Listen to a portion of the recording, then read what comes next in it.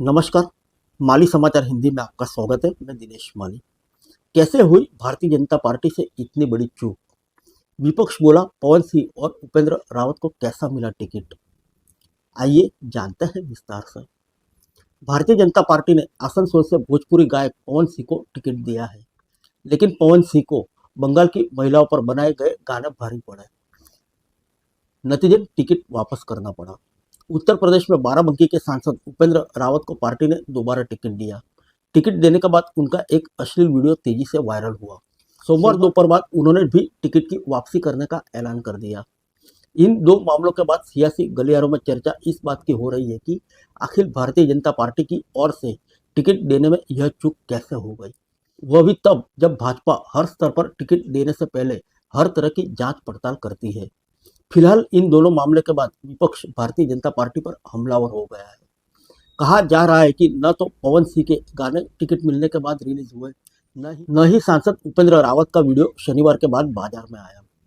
Bharatiya Janata party के बाराबंकी से सांसद उपेंद्र रावत को शनिवार को फिर से टिकट दिया गया। यूपी के सियासी गलियारों में यही कहा जा रहा है कि टिकट मिलने के बाद उपेंद्र रावत का एक अश्लील वीडियो तेजी से वायरल हुआ। हालांकि इस वायरल वीडियो के बाद उपेंद्र रावत ने पुलिस में फेक वीडियो की एफआईआर दर्ज कराई है, लेकिन मामला इतना तूल पकड़ गया कि सोमवार दोपहर आते आते उपेंद्र रावत को बाराबंकी सीट पर मिला हुआ टिकट छोड़ना पड़ा। कांग्रेस प्रवक्ता सुरेंद्र राजपूत कहते हैं कि भारतीय जनता पार्टी 10 साल में अपने सांसद का चरित्र नहीं पता कर सकी। जब मामला सामने आया तो उपेंद्र रावत को बाराबंकी सीट छोड़नी पड़ी। राजपूत आरोप लगाते हैं कि जिस वीडियो के आधार पर रावत को सीट छोड़नी पड़ी, वह वीडियो पहले से ही बाजार में घूम रहा था। ऐसे में भारतीय जनता पार्टी ने टिकट कैसे दिया, अब यह सब मालूम चल गया है। सुरेंद्र राजपूत कहते हैं कि भारतीय जनता पार्टी कहती कुछ है और करती कुछ है। इस तरह भारतीय जनता पार्टी की ओर से टिकट वितरित किए जाने के 2 दिन के भीतर 2 ऐसे मामले सामने आए, जिससे टिकट वितरण व्यवस्था पर सवाल उठाए जाने लगे। पहला मामला पवन सिंह का सामने आया। पवन सिंह के चुनाव लड़ने के बाद कांग्रेस ने भारतीय जनता पार्टी को आड़े हाथ ले लिया। कांग्रेस के प्रवक्ता पवन खेड़ा ने कहा कि जिन पवन सिंह को भारतीय जनता पार्टी ने टिकट देकर सियासी मैदान में उतारा, उनके महिलाओं को लेकर गाने बहुत चर्चित है। वह कहते हैं कि संदेश खाली में महिलाओं की अस्मिता को लेकर भाजपा मुद्दा बना रही है, लेकिन महिला के ऊपर खास तौर से बंगाल की महिलाओं पर बनाए गए गाने भाजपा को नहीं दिखे। इसी तरह तृणमूल कांग्रेस ने भी भाजपा पर हमला बोला।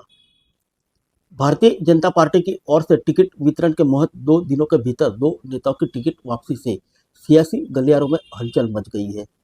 राजनीतिक विश्लेषक कहते हैं कि भाजपा ने अति उत्साह में टिकट वितरण किया है।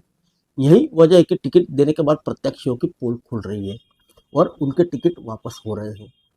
वह कहते हैं कि भाजपा तो दावा करती है कि टिकट वितरण से पहले हर स्तर पर प्रत्याशी चयन में छानबीन होती है, बूथ स्तर तक कार्यकर्ताओं से फीडबैक लिया जाता है। तो क्या इन मामलों में ऐसा नहीं हुआ था?